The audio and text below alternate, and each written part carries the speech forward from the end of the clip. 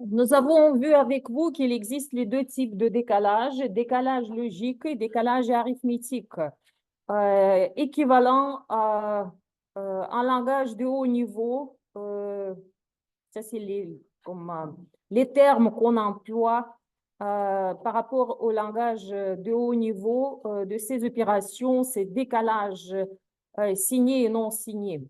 Euh, Décalage logique à gauche et arithmétique se comportent exactement de la même manière. Donc, on bouge les bits à l'extrémité gauche. À droite, les bits apparaissent et ces positions sont complétées par 0 pour les deux types de décalage, arithmétique et logique. Pour décalage à droite, par contre, les bits dans la partie la plus significative apparaissent et on les complète différemment en fonction de type de décalage. Pour décalage logique ou non signé, on complète avec les zéros. Pour les décalages arithmétiques ou signés, on complète avec le bit le plus significatif. Donc, on duplique pour préserver l'interprétation des valeurs binaires. Sur cette diapositive, vous voyez décalage, l'illustration du décalage arithmétique à droite.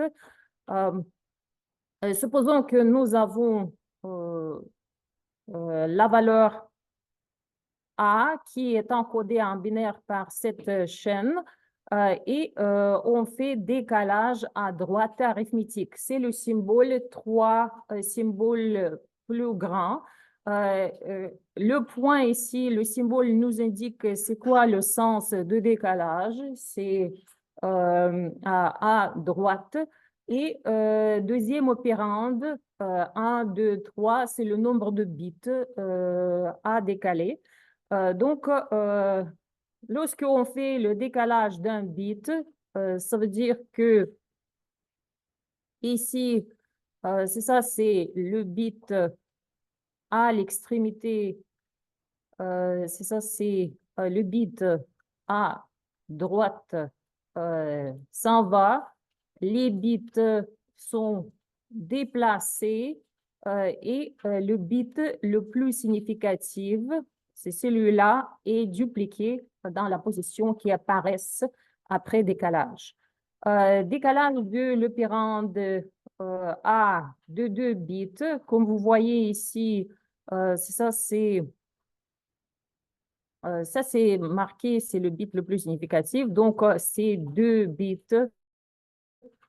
qui disparaissent. Tous les autres bits sont bougés de 2 positions à droite. Et nous avons, ça, c'est les 2 bits qui sont complétés avec le bit le plus significatif. Et ça, c'est l'illustration de décalage de 3 bits. C'est exactement de la même manière qu'on fonctionne. C'est le bit le plus significatif et dupliqué dans les positions qui apparaissent après avoir décalé tous les autres bits. Lorsque notre nombre B possède 1 dans le bit le plus significatif, pour décalage arithmétique à droite, décalage signé, c'est le bit le plus significatif qui est dupliqué dans la partie gauche. Donc, comme vous pouvez voir ici, c'est ça, ces bits sont complétés avec 1 si B possède 1 dans le bit le plus significatif.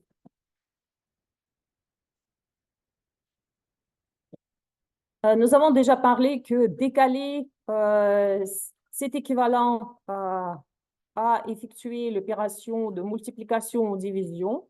En base 10, lorsque on bouge le point décimal, lorsqu'on bouge le point à droite, on ajoute des zéros.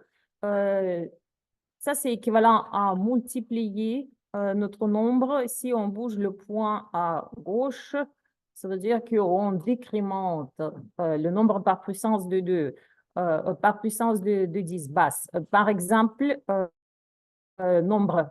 Supposons que nous avons le nombre 100 en base 10. c'est le point décimal, il est là.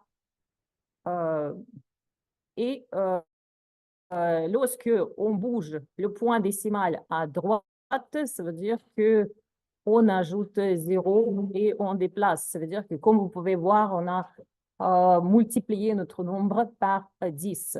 Si notre point comme décimal bouge à gauche, ça veut dire que on divise notre nombre par puissance de 10. C'est exactement la même chose qui s'applique pour n'importe quel système de numérotation positionnelle en base 2. Si on ajoute les zéros euh, à droite, ça veut dire que on augmente notre nombre, mais cette fois-ci, le facteur, c'est équivalent à la base, ça veut dire qu'à 2. Si on enlève les zéros, ça veut dire qu'on divise notre nombre encore une fois par la base, par le facteur de 2. Ici, nous avons l'illustration de ce principe de décalage qui est utilisé pour faire les divisions et soustractions.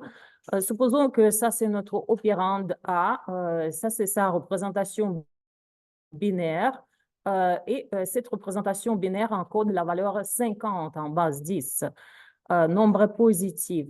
Lorsque on bouge notre nombre A d'un bit, comme on décale la valeur d'un bit A ici à droite, ça veut dire qu'on divise notre nombre et c'est ça, c'est le bit le plus significatif. Ici, ça, c'est le décalage logique. Ça veut dire qu'on ajoute toujours les zéros. Ça veut dire que nous avons eu 50, notre nombre était positif ici, et la division nous a donné la valeur 25. Si les valeurs sont multiples de 2, donc la division est exacte. Sinon, ça veut dire que s'il y a un nombre comme arrondi, c'est la division entière qui est effectuée en faisant le décalage. Encore une fois, 25, comme vous voyez ici, on divise la valeur donc, par 4. Mais la valeur initiale est divisée par 4, mais en fait, on bouge encore le résultat d'un bit à droite, ce qui nous donne la valeur 12 comme résultat.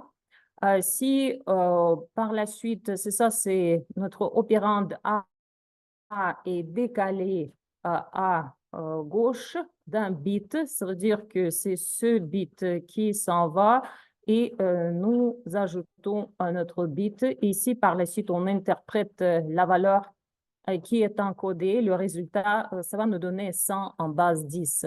Donc, c'est bel et bien, on a multiplié notre valeur par 2 en décalant l'information à gauche de un bit.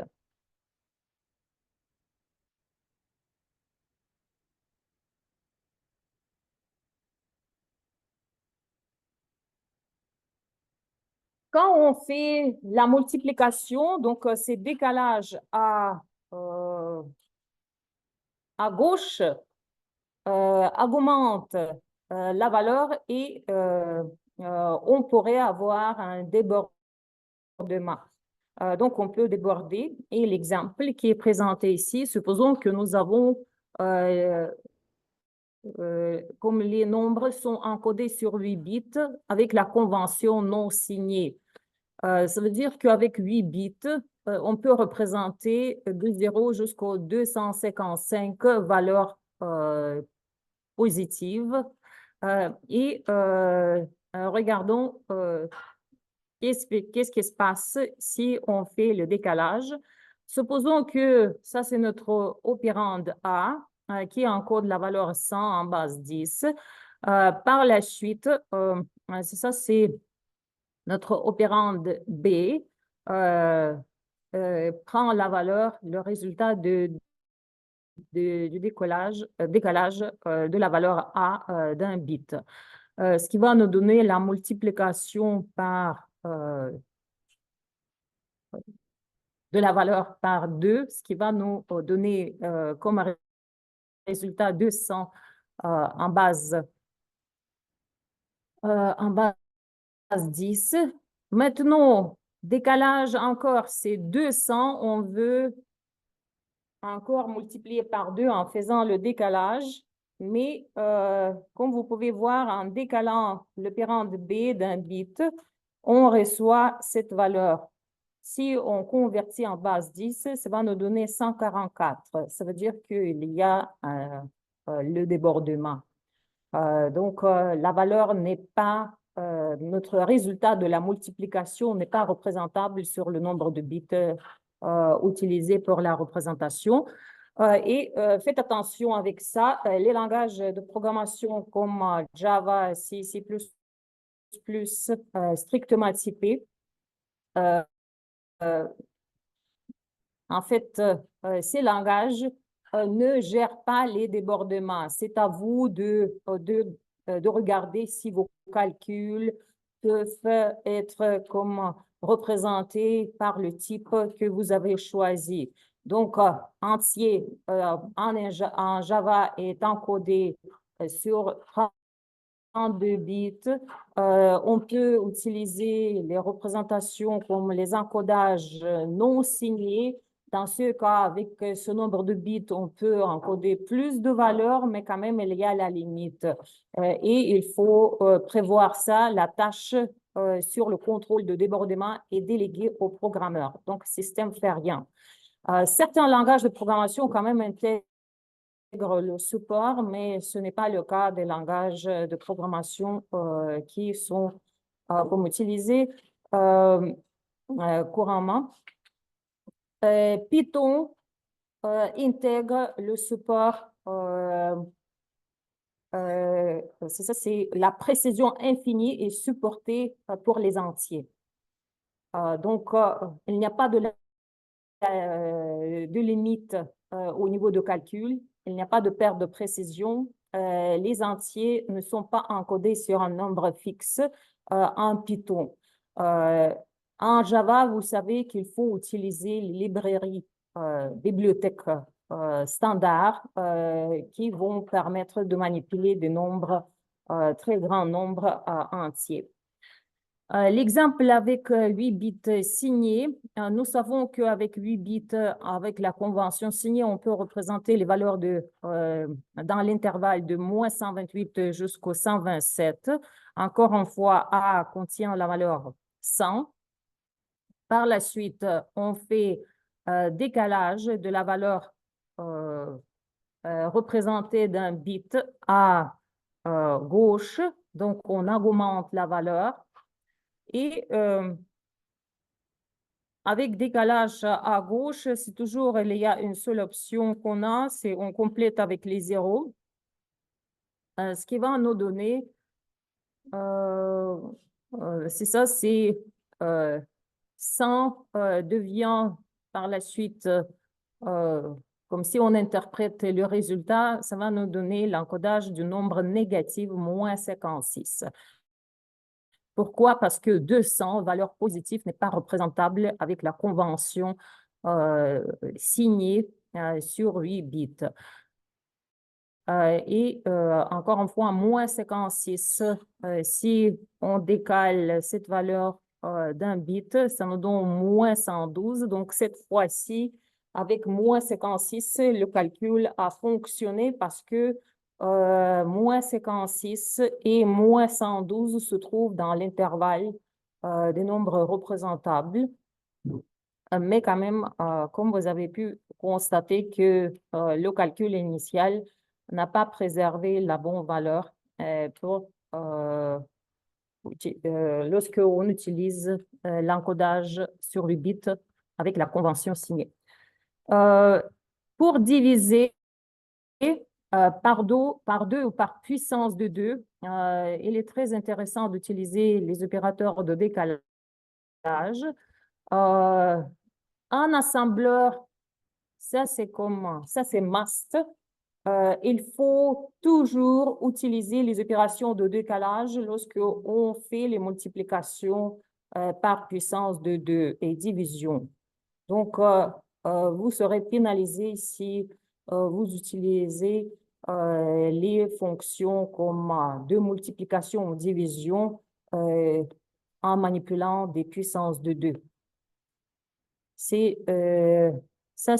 On travaille avec le langage de programmation de bas niveau et il faut faire les optimisations. Maintenant, on travaille comme compilateur manuel.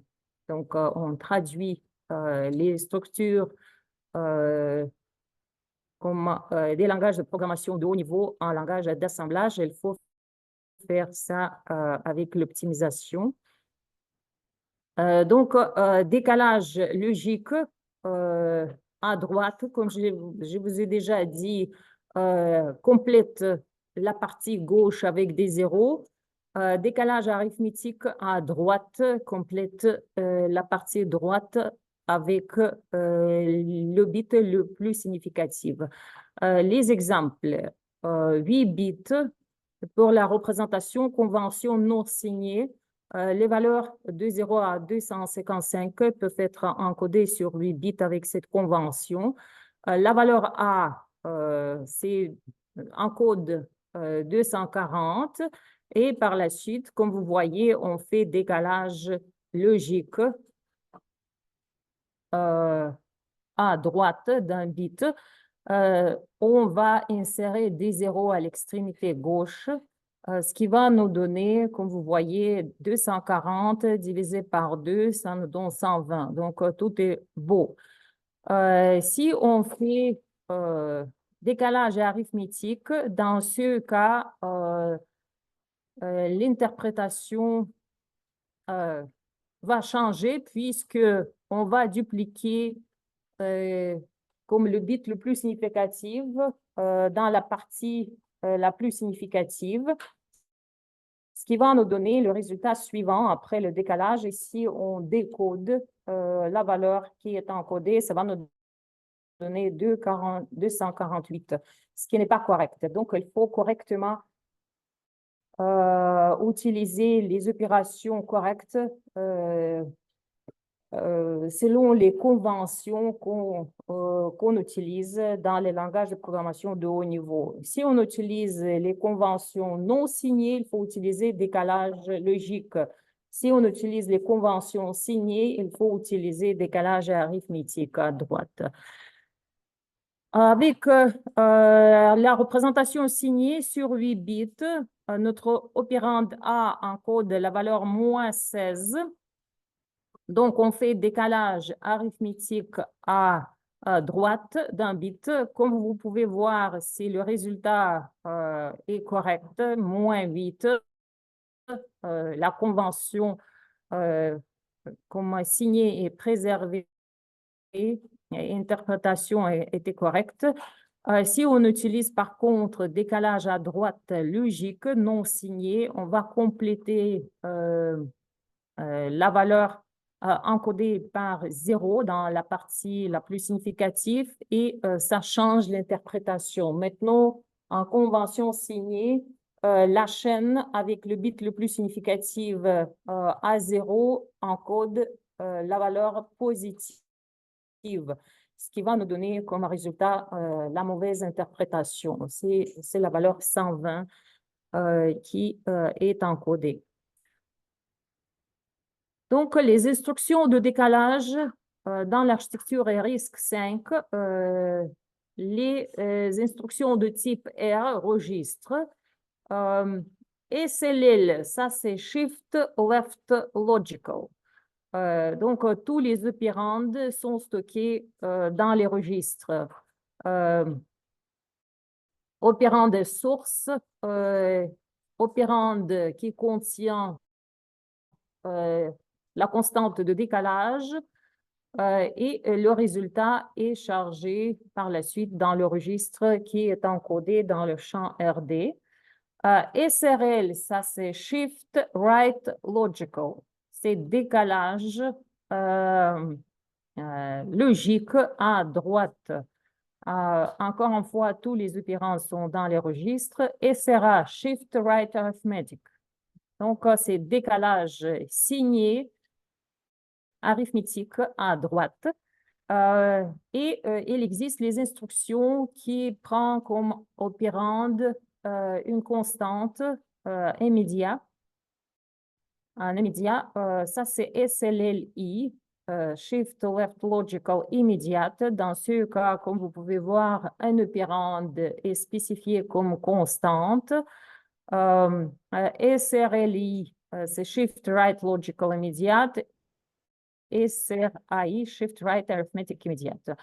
La constante immédiate qui exprime le nombre de bits utilisés pour le décalage est encodée sur 5 bits. Dans l'architecture RISC-V 32 bits, les registres sont de taille 32 bits et comme conséquence, on peut faire les décalages en utilisant les constantes de 0 jusqu'au 31. Donc, pour spécifier le nombre de bits à décaler. Et pour spécifier ces constantes, on a besoin 5 bits en binaire. Donc, c'est pour cette raison notre constante immédiate est encodée sur 5 bits.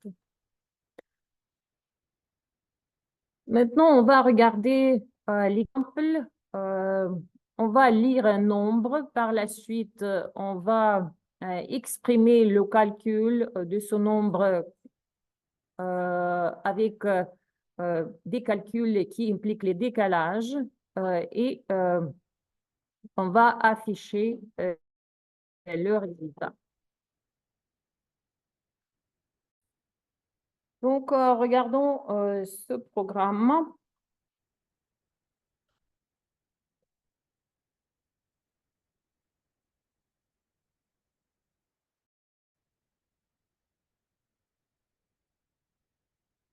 On va utiliser les appels système readInt, printInt, exit.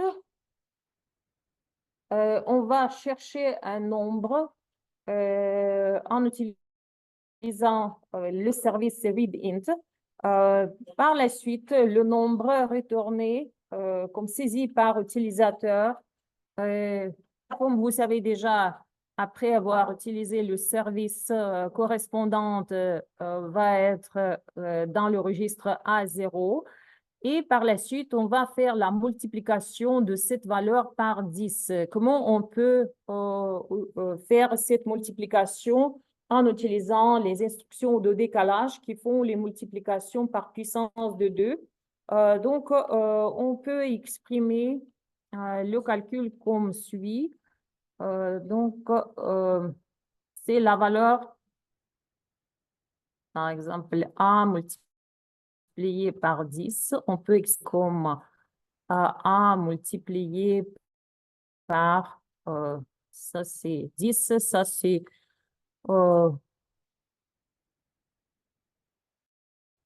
8 plus 2. Et ça nous donne A multiplié par 8. On peut faire ça avec l'opération de décalage, plus A multiplié par 2. Et par la suite, on fait la somme. Tout le calcul, comme vous pouvez constater, est exprimé avec les instructions de décalage et instructions addition. Donc, c'est ça, c'est des compositions de notre multiplicateur en facteur puissance de 2.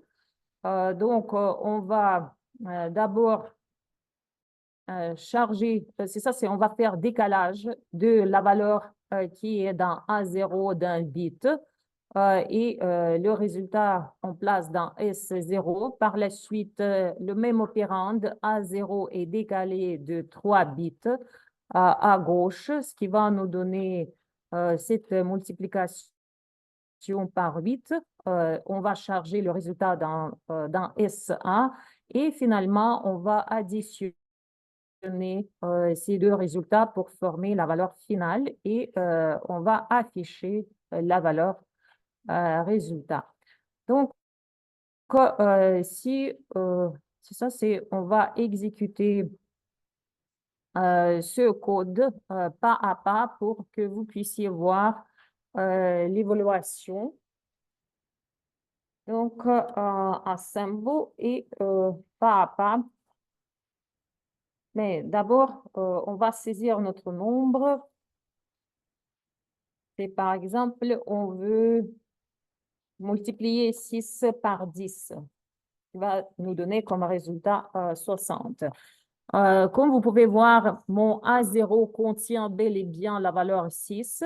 Par la suite, on fait la première instruction de décalage, SLLI, Shift Logical Left, et on va décaler le contenu de A0 qui vaut 6 d'un bit.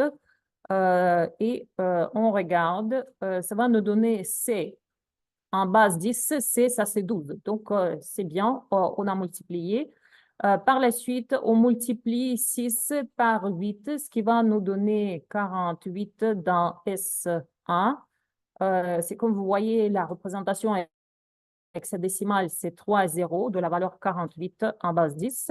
Et on fait addition, ce qui va nous donner 3C comme résultat. Maintenant, on affiche ce qui va nous donner bel et bien notre 60. Et ce code est extrêmement rapide parce que ce calcul est exprimé avec les instructions de décalage. Et ces instructions sont implémentées directement par les circuits qui sont très simples.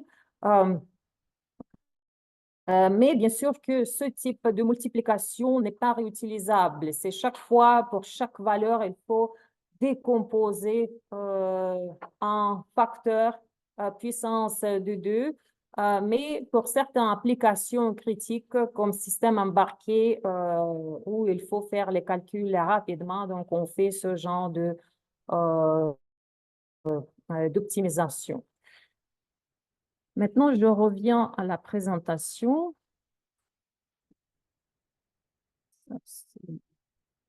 Là.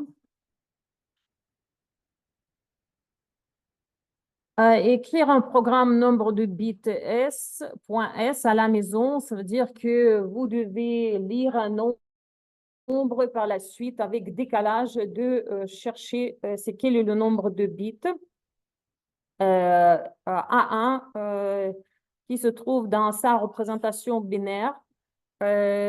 Donc, faites cet exercice vous-même. Et maintenant, on va passer aux instructions de multiplication et division. Avant d'expliquer de quelle façon les instructions fonctionnent, on va, je vais vous rappeler de quelle façon on fait le calcul en base 10. On va calculer 21 multiplié par 30 en base 10. Donc, 21, on multiplie par 30. Qu'est-ce qu'on fait?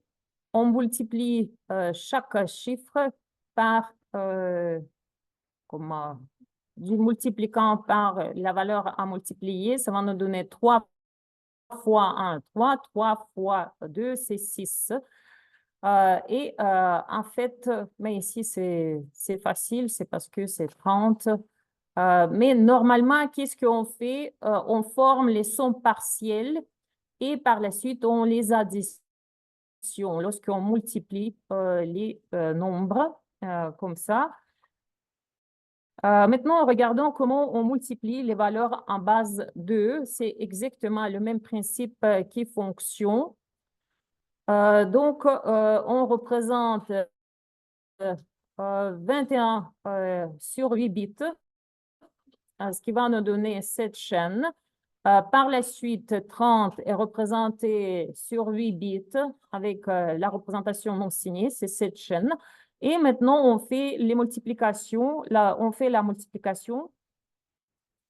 En binaire, les multiplications est plus facile à faire parce que nous avons dans la représentation binaire des symboles 0 et 1. Pas d'autres symboles. Et lorsqu'on multiplie par 0, ça veut dire que ça nous donne toujours 0. 1, ça nous donne exactement la même valeur. Mais il faut, comme vous pouvez voir, bien respecter les décalages au niveau de somme partielle et par la suite, il faut faire addition binaire. Donc, ici, c'est ça, c'est nos sommes partielles qu'on additionne et comme vous pouvez voir, ça, c'est notre résultat. Comme vous avez pu constater, et en base 10 et en base 2, lorsque on multiplie les valeurs qui sont exprimées sur n chiffres, on peut avoir un nombre qui est exprimé sur 2n chiffres. Et il n'y a pas de débordement possible si nous utilisons 2n bits pour représenter le résultat.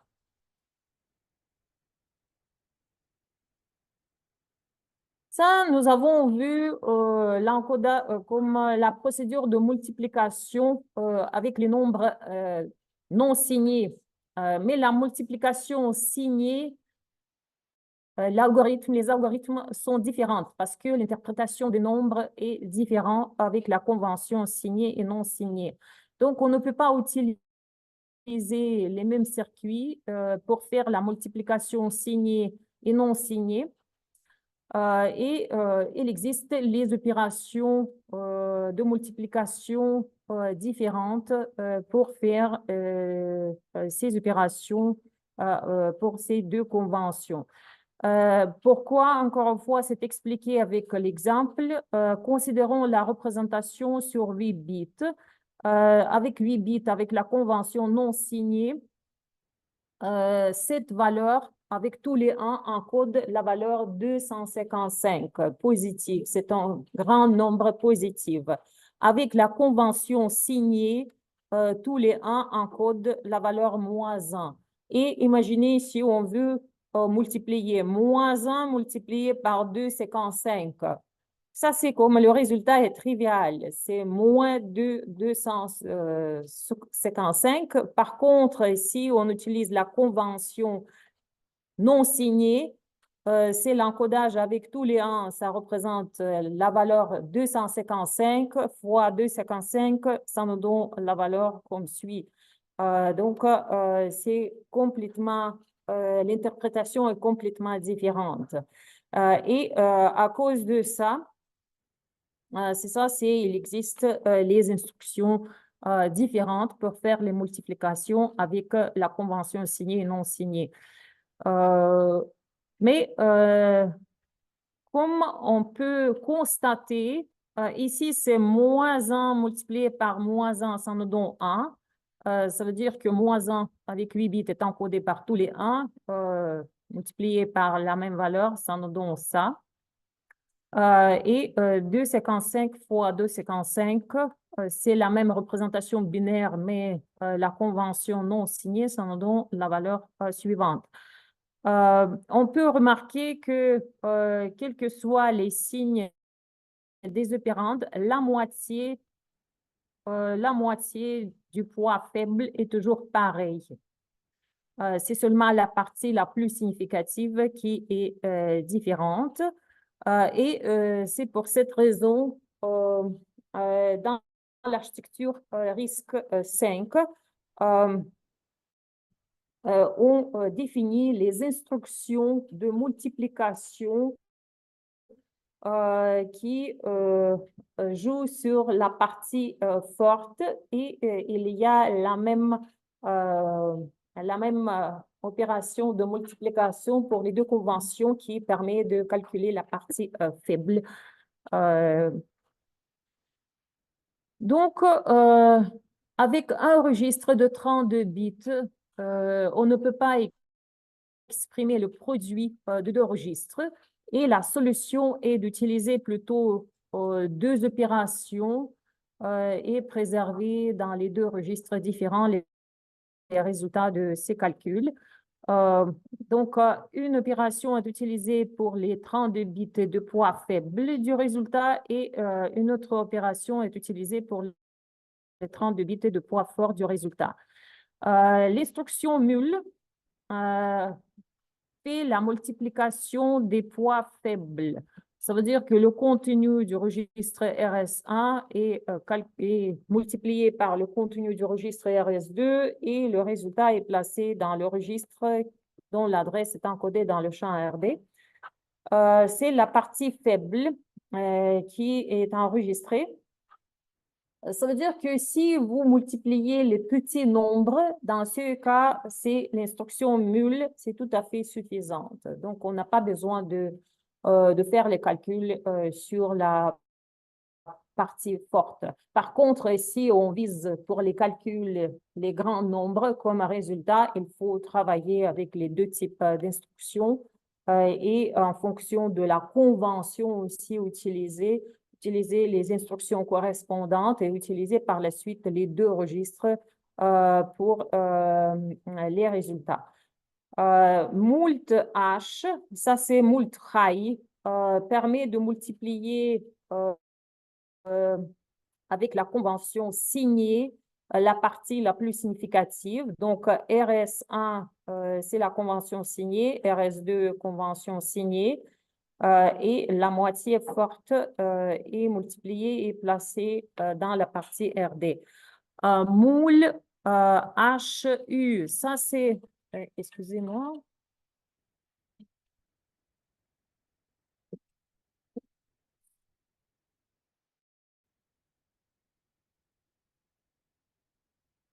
C'est New York, c'est pas un mois.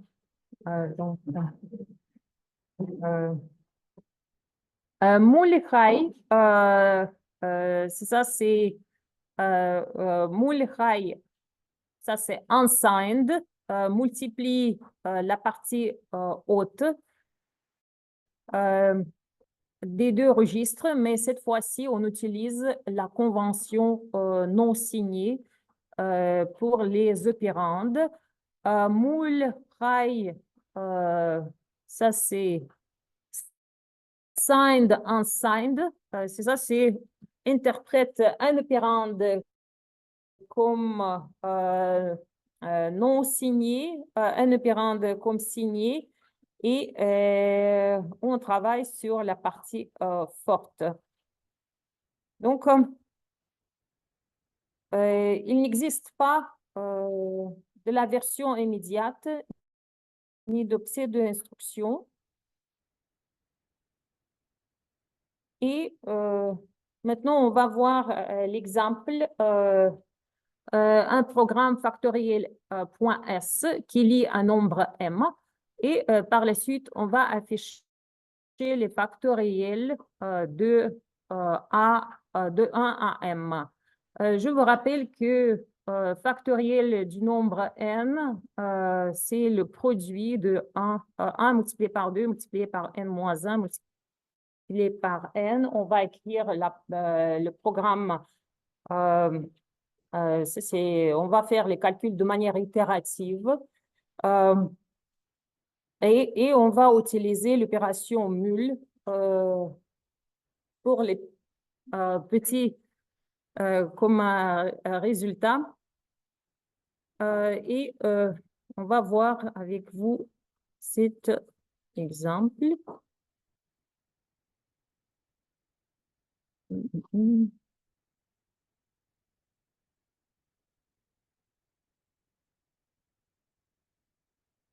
Ça, c'est mul, ça, c'est factoriel S.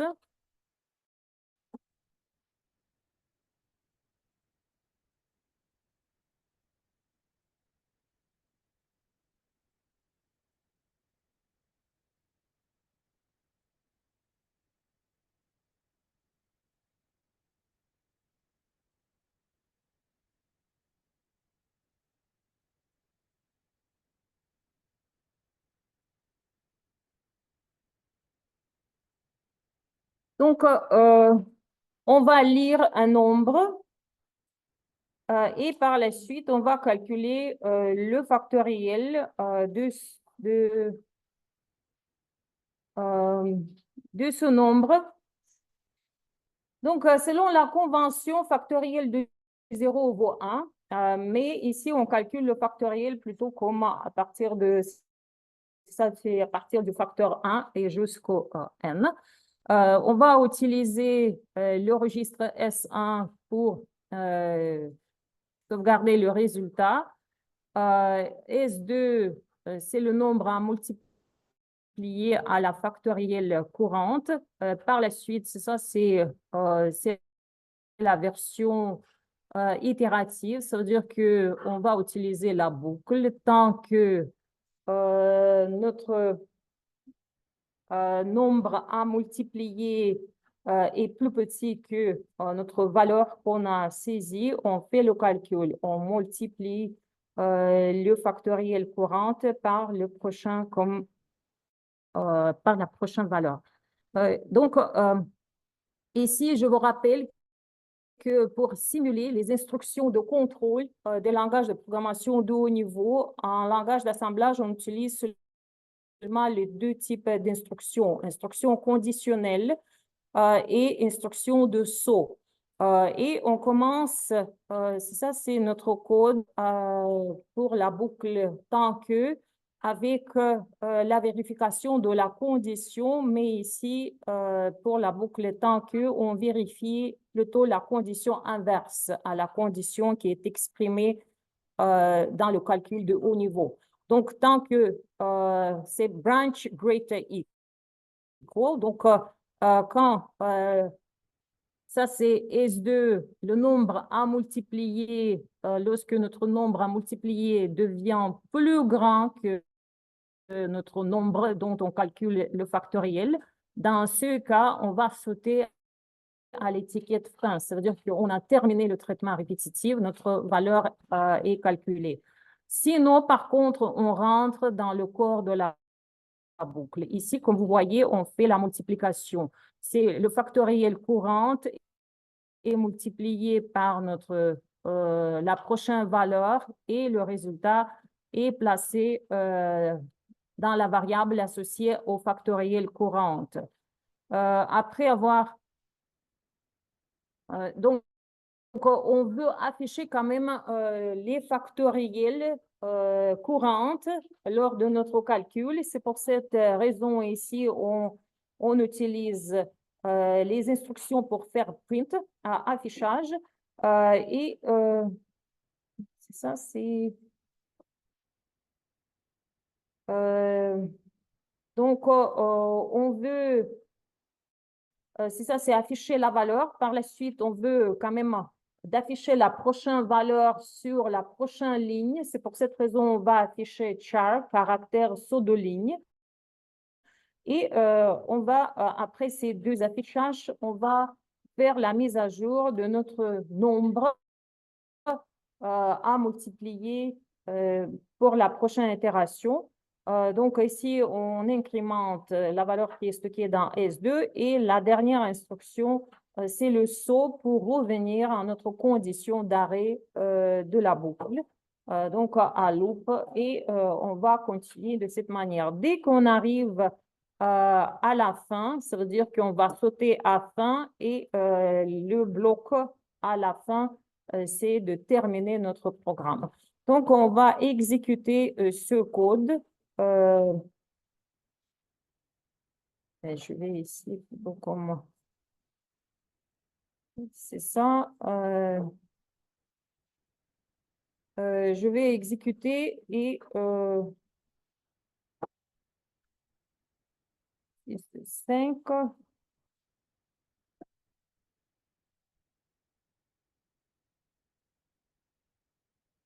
Donc, comme vous voyez, j'ai saisi 5. Factoriel de 5, ça c'est les factoriels courants, c'est 1, 2, 6, 24. Par la suite, 120, ça c'est notre factoriel final. Comme vous pouvez voir, c'est ça, c'est le code fonction.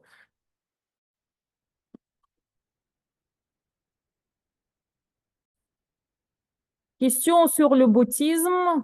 Lorsqu'on extrait l'information, ça veut dire que c'est DE, c'est l'octet le plus significatif, EF toujours le moins significatif, mais la numérotation pour le petit boutisme commence à partir de ça, 0, 1, 2, 3, Et pour le gros boutisme, c'est dans l'autre sens. 0, 1, 2, 3. C'est vraiment la numérotation, les adresses qui sont accordées, mais l'interprétation de la valeur, ça va être toujours exactement euh, comment, la même. Pour le petit boutisme, ça veut dire que octet, le moins significatif, c'est l'octet, oui, le moins significatif va posséder l'adresse plus petite et la partie la plus significative va posséder l'adresse plus grande. Pour l'autre convention, c'est inverse, mais l'interprétation, c'est exactement la même. Le sens. Et lorsque je vous ai donné, c'est déjà comme interprétation était unique. Octet le moins significatif à droite, octet le plus significatif à gauche. Et il fallait utiliser, c'est ça, c'est le document. C'est où le document? C'est mon document.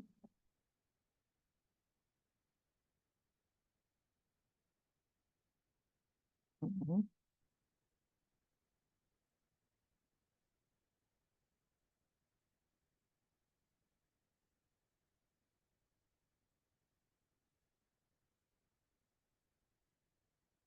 Ça, c'est le document. Hmm.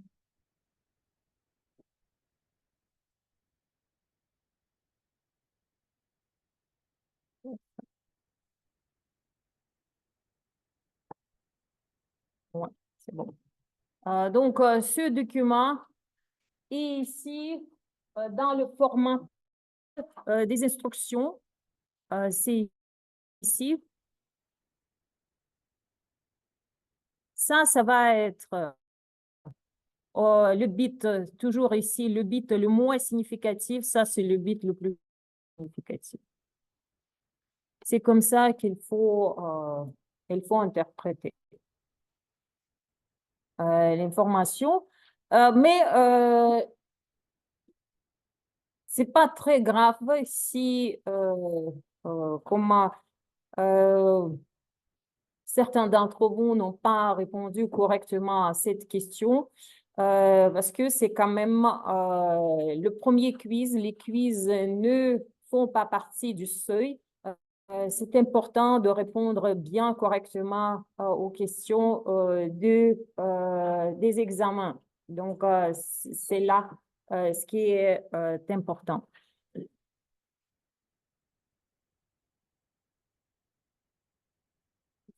Parce que c'est aussi, on m'a dit que certains d'entre vous ont posé la question à Nicolas, mais vous n'avez pas quand même expliqué à lui le contexte de la question.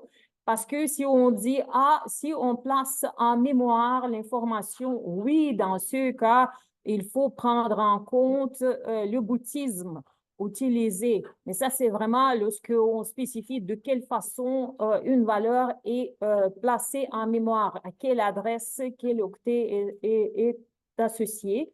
Mais dans le contexte de la question, c'est vraiment l'information a été en mémoire, mais par la suite, l'information a été extraite de la mémoire et une seule interprétation est possible. Oui, autre question? Oui. On a dit dans le groupe, Henri V, par le groupe, on considère le petit bouddhisme. Ça veut dire qu'ici, dans la question, c'est plutôt le gros bouddhisme qu'on a utilisé. C'est pas bouddhisme qu'on a utilisé, pas du tout. Je viens de vous expliquer que ici, c'est pas lié avec état de la mémoire. On ne pose pas la question de quelle façon l'information a été placée en mémoire.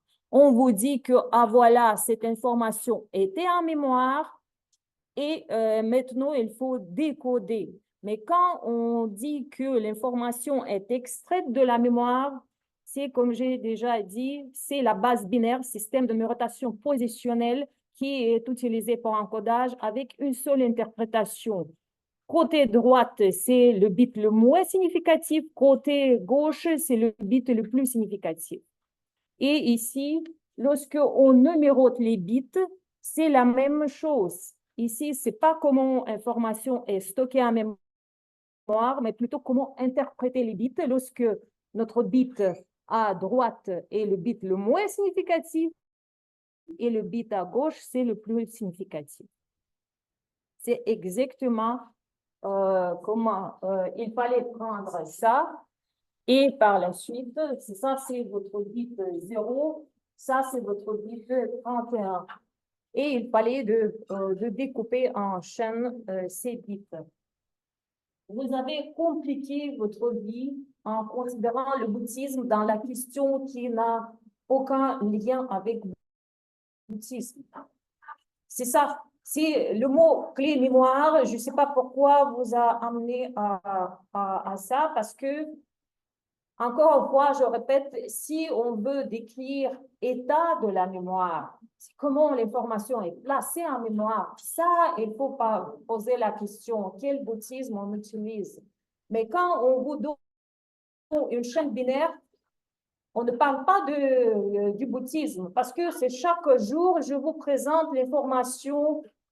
Par exemple, aujourd'hui, on a vu les valeurs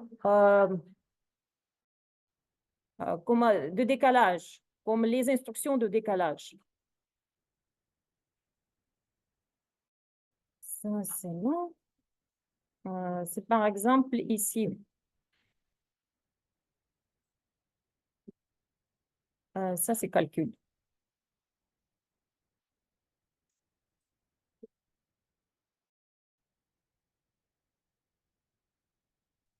Ici, lorsque je vous montre les chaînes binaires, ça, c'est les chaînes binaires qui sont stockées en mémoire. Ça, c'est la représentation interne. Et ce que vous posez la question, c'est quel bouddhisme est utilisé, comment interpréter cette chaîne? Non, c'est toujours on interprète. Ça, c'est le bit le moins significatif. Ça, c'est le bit le plus significatif. C'est tout. Donc, faites attention avec ça, ne cherchez pas le sens très profond et faites attention encore une fois avec ChatGPT. Parfois, parce que ChatGPT ne peut pas saisir certaines nuances et le système ne répond pas correctement. C'est ça ce qui pourrait vous donner les résultats comme ça. Donc, encore une fois, faites attention avec les réponses et les systèmes parce que ne vous inquiétez pas, on vérifie aussi même les questions des examens. Donc, parfois, comme je pose la question pour les TP, je génère les solutions automatiques et je vois que parfois, surtout pour les petites nuances qu'on donne dans les énoncés, et le système n'arrive pas à générer les réponses correctes. Et c'est tout de suite, on voit les problèmes avec le code généré. Tout ce qui concerne, par exemple, les vérifications de texte en français, c'est excellent, c'est ça. Moi, j'utilise ChatGPT comme mon secrétaire, ça, c'est bien. Aussi, c'est certaines solutions quand même pour les choses simples et standards, ça marche, mais ici, c'est quelque chose un petit peu demandé différemment, ou si on impose certains techniques spécifiques qu'on vous montre en cours, le système n'est pas bon. Faites attention. Et maintenant, on passe à notre programme.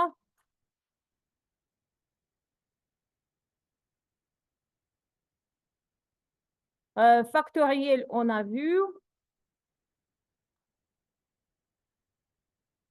Les multiplications, comme vous avez pu constater, sont compliquées.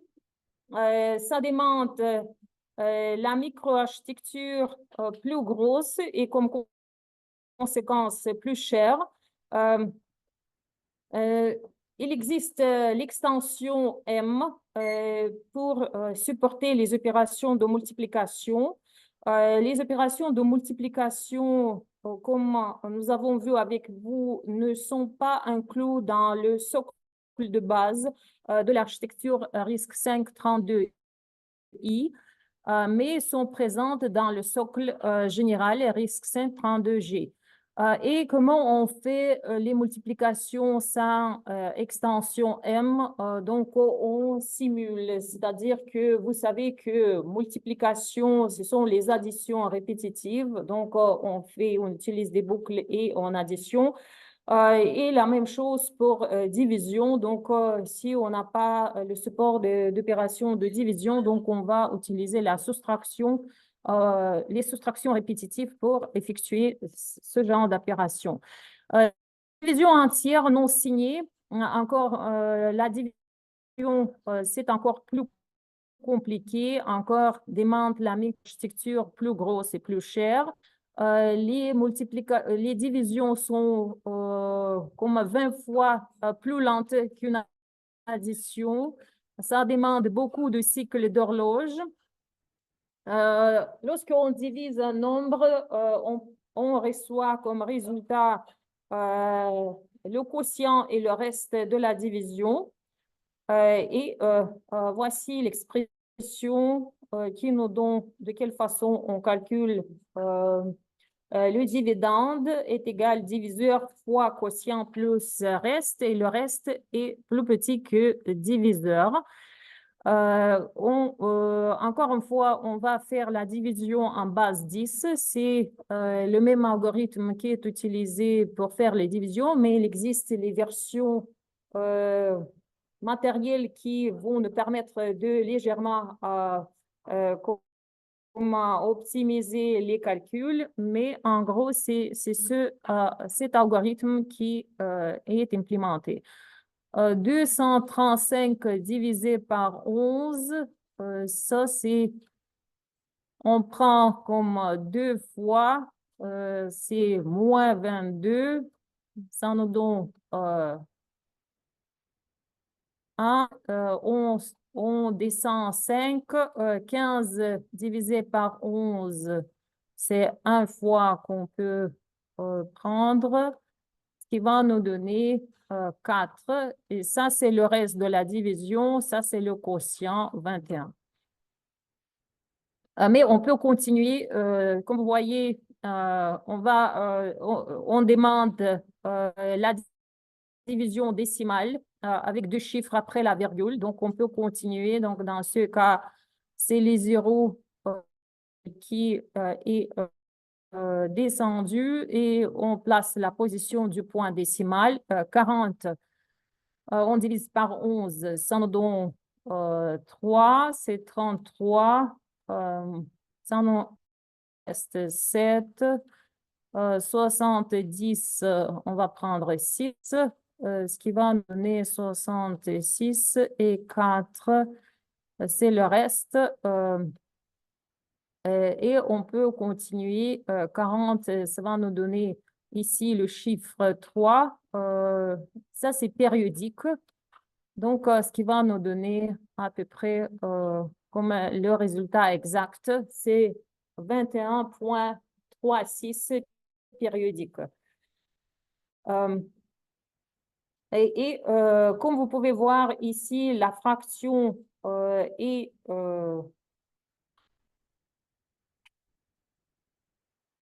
est périodique en base 10, mais certaines fractions infinies en base 10 peuvent être exprimées de manière finie en base 2 et contraire, certaines fractions finies en base 10 ne sont pas finies lorsqu'on les représente en base 2.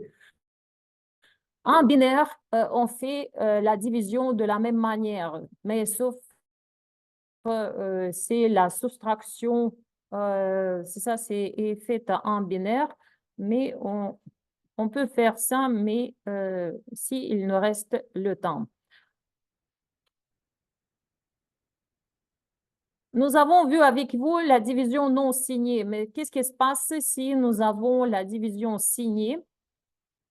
Donc, 7 divisé par 3, le résultat, c'est 2 et reste 1, c'est facile.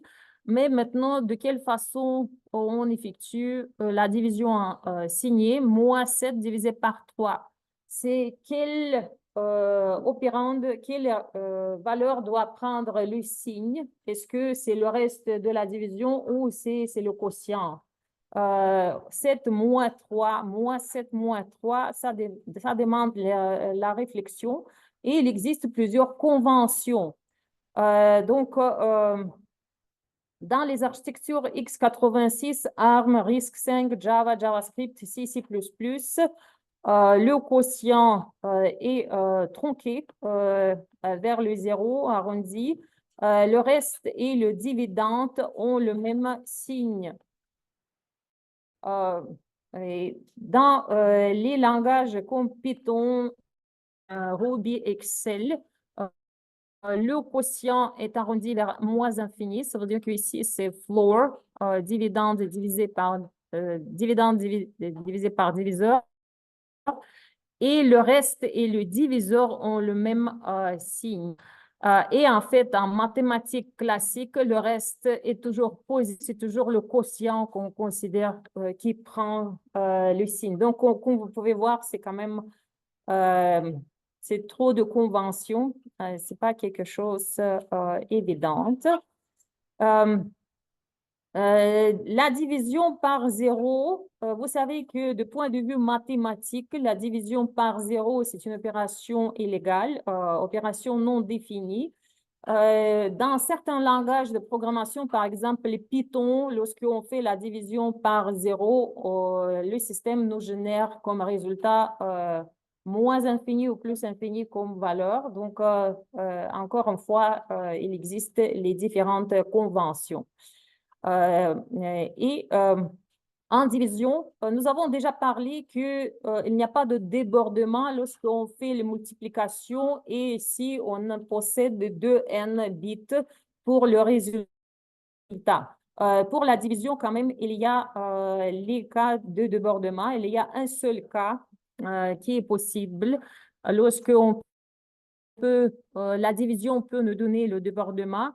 C'est le calcul de l'opposé. Par exemple, ici, on considère la représentation sur 8 bits signée. Avec 8 bits, on peut représenter les valeurs de moins 128 jusqu'au 127. Et si on fait le calcul comme suit, moins 128 divisé par moins 1, ça doit nous donner la valeur positive 128. Mais 128 n'est pas représentable sur 8 bits. Avec la convention signée, puisque 0 est représenté de manière unique, les deux sous-intervalles ne sont pas symétriques. L'intervalle des nombres négatifs possède une valeur de plus par rapport à sous-intervalle qui représente les valeurs positives. Et comme conséquence, la dernière valeur négative n'a pas son complément dans l'intervalle des nombres positifs. Et ça, c'est le cas de débordement. Et c'est ce qu'on voit ici avec les exemples. Il existe les instructions de division à risque 5. La syntaxe, c'est div et le reste de la division, c'est rem. Les deux existent dans la version, les deux instructions sont de type R, registre, donc tous les opérands sont spécifiés dans le registre. Div, ici, comme vous voyez, c'est le contenu du registre qui est encodé dans le champ RS. L'adresse est encodée de ce registre dans le champ RS1 et divisé par le contenu du registre RS2 et le résultat est chargé quotient qui est chargé dans le registre RD. Ça, c'est la division signée. Division non signée, unsigned, comme vous voyez, c'est U, lettre qui est ajoutée à l'opération. Donc, ici, l'interprétation est non signée. Ça veut dire que c'est un autre algorithme qui est utilisé par les circuits pour faire la division. REM, Reminder, reste de la division. La version signée, c'est REM. REM Unsigned, c'est la version non signée. Il n'y a pas de version immédiate ni de pseudo-instruction. Si on fait la division par 0, dans ce cas, le système nous retourne les encodages spécifiques. Les valeurs spéciales sont retournées. Donc, division par 0 va nous retourner dans le registre de destination tous les bits positionnés à 1. Division, ça c'est REM de la division par 0. Le reste de la division par 0, ça va nous donner comme résultat dans RD le contenu du registre RS1.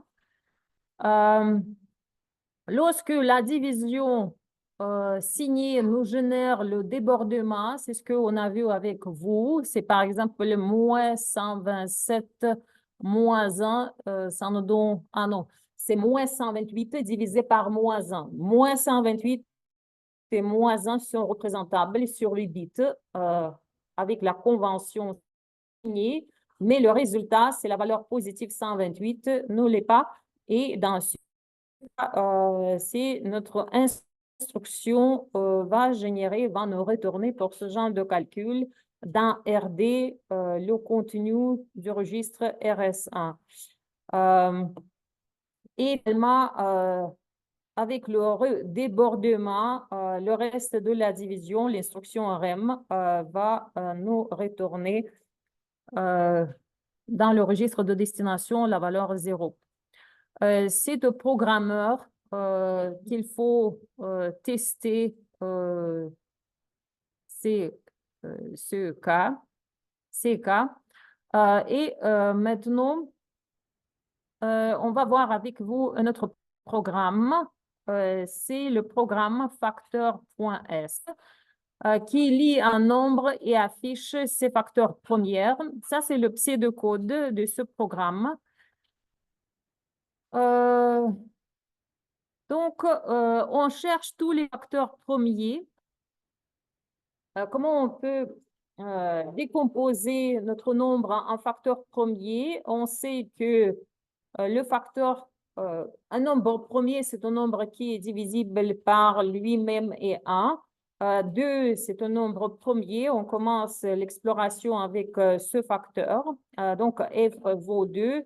Par la suite, tant que notre nombre est plus grand que 1, on regarde si notre facteur divise sans le reste n.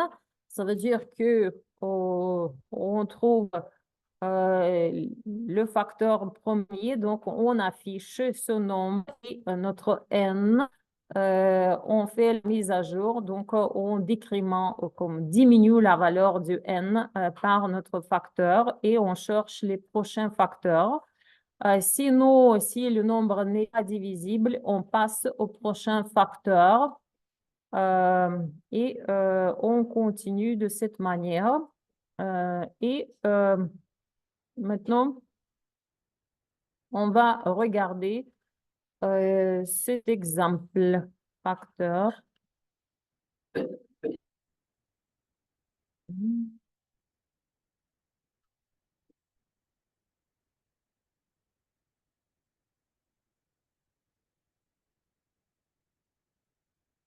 Je m'excuse.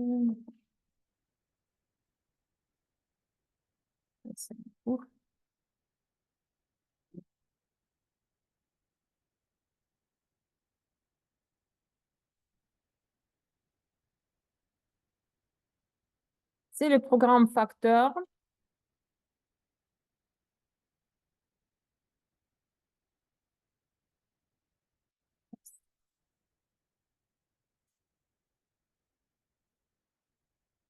C'est facteur.s.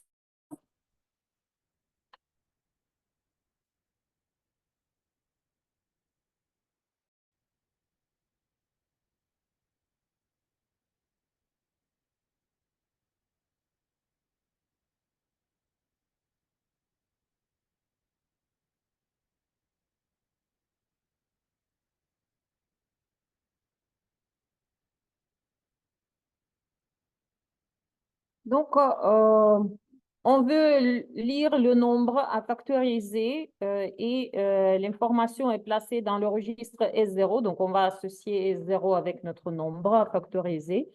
Par la suite, on commence la traduction de notre code de haut niveau qu'on vient d'écrire.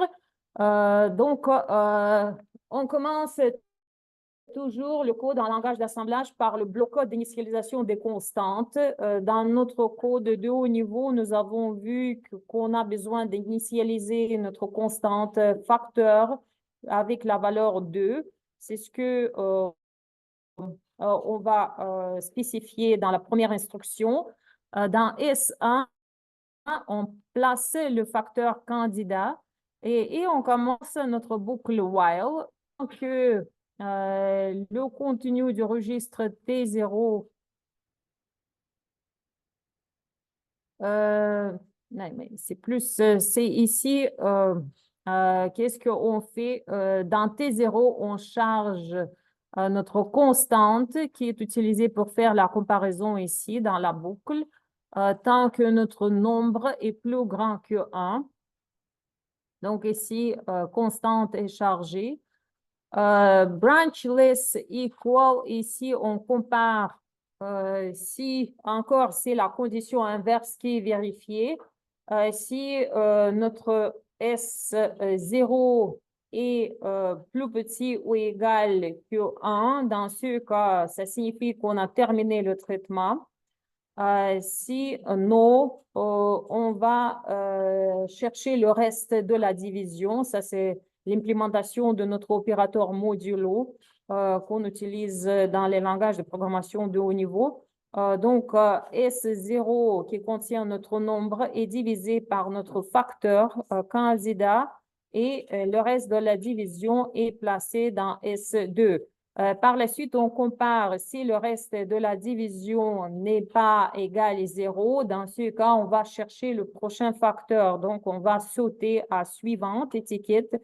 Si par contre, S1 est un facteur de S0, donc il faut afficher ce facteur. Donc, on affiche le caractère saut de ligne pour l'affichage comme plus joli. Et par la suite, on fait la mise à jour de notre nombre n qui est en décomposition. Donc, S0 est divisé par S1 par notre facteur et le quotient est préservé encore comme valeur de S0 et jump loop, donc on revient à notre boucle.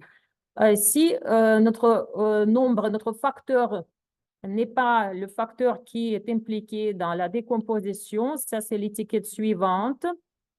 Dans ce cas, on passe au prochain facteur candidat en incrémentant le contenu de S1 et jump loop, on revient au traitement. Dès que le traitement est terminé, donc on exécute le code exit et maintenant on va regarder l'exécution. Ça, c'est assemble.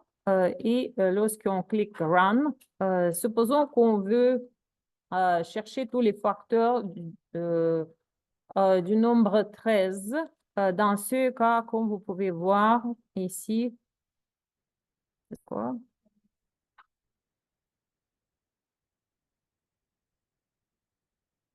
Pourquoi c'est...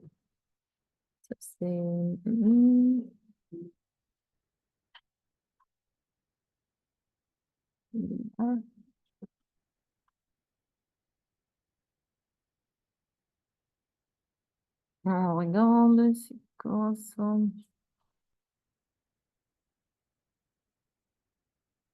13, 13, c'est... Ah? Ah oui, oui. Oui, merci. C'est quelque chose qui, parfois, c'est aussi mon cerveau bloque. Oui, merci. Donc, on va utiliser plutôt comme un autre nombre.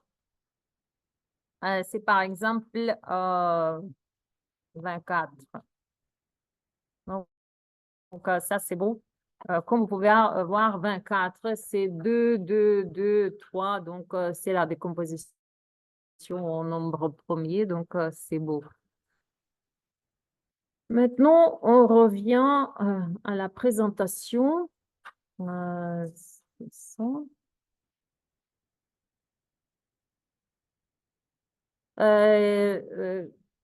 Sur la diapositive 39, vous avez l'exercice à faire à la maison, écrire un programme FISBase.s, lire un nombre m pour chaque nombre n de 1 à m, affiche une ligne FIS si n est divisible par 3, affiche une ligne base si n est divisible par 5, affiche la place une ligne FIS base si n est divisible par 3 et par 5.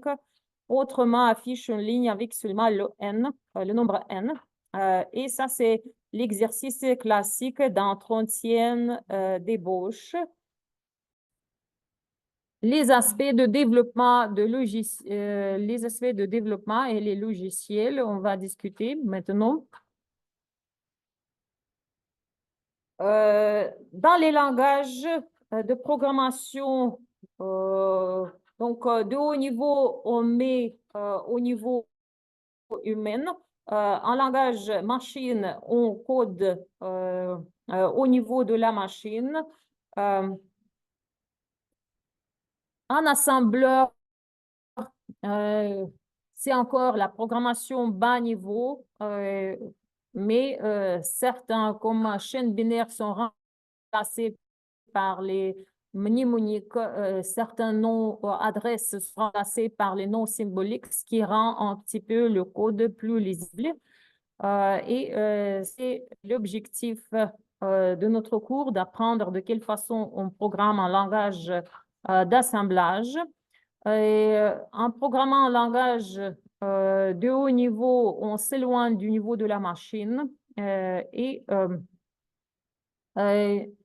avec la programmation assembleur, on peut exploiter les propriétés de l'architecture. Donc, on peut créer les programmes très performants, mais c'est compliqué comparativement à la programmation utilisant les langages de programmation de haut niveau. Comme dans tous les cours de programmation et pour tous les programmes, il faut respecter les bonnes pratiques de la programmation.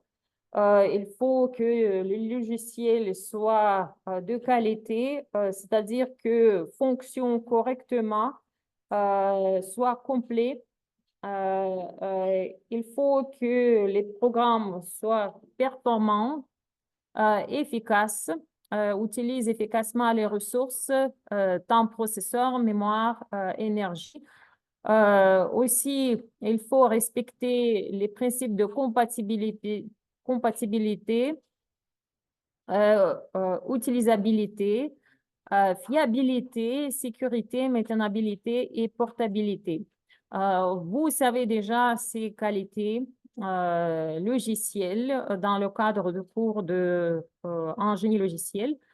Donc, dans notre cours, c'est plutôt, on va privilégier les 4 premières qualités. Aptitude fonctionnelle, il faut que les programmes soient complets, corrects, appropriés. Performance et efficacité, processeur, mémoire, énergie doivent être utilisés efficacement. Compatibilité, ça c'est ça, interopérabilité, coexistence et utilisabilité, accessibilité et ergonomie. Ça c'est fonctionnalité et fiabilité. Le programme doit faire ce qu'il dit, doit être complet, sans bug et robuste. Il faut que tous les programmes peuvent être testés et soient compréhensibles. Il faut aussi que la performance raisonnable soit comme respectée, exigée. Et le reste des critères c'est moins important. Et encore une fois, quelques stratégies de développement en assembleur. Il faut utiliser l'approche itérative et incrémentale lors de développement. Une étape à la fois, il faut développer, valider chaque étape, tester et par la suite ajouter la prochaine étape. Ne pas briser le code déjà fonctionnel et existant.